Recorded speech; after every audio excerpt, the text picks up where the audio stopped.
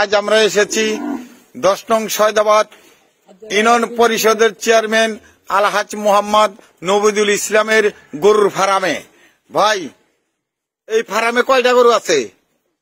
ফার্মে গরু করেন 5টা। 5টা আরো আছে।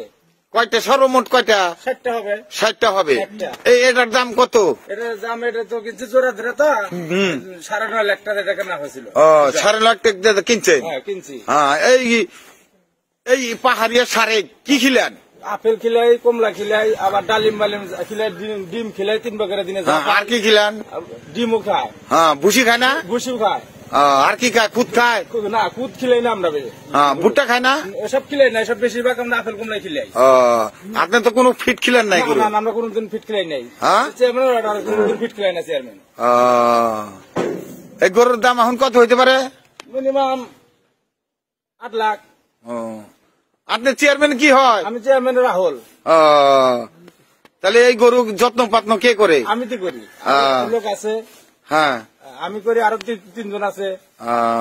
তাহলে এই গরু কি এখন বিক্রি করবে? না, এখন বিক্রি করবো না। কবে বিক্রি করবে? ঈদের মধ্যে বিক্রি করবো। বিশাল পাহাড়িয়া গরু। আমার মনে হচ্ছে এই সিরাজগঞ্জ জেলার সবচেয়ে বড় সার এটাই, সার গরু। হ্যাঁ, জি। তাহলে এই কুরবানি দেবো আরো কি পরিমাণ বাড়তে পারে?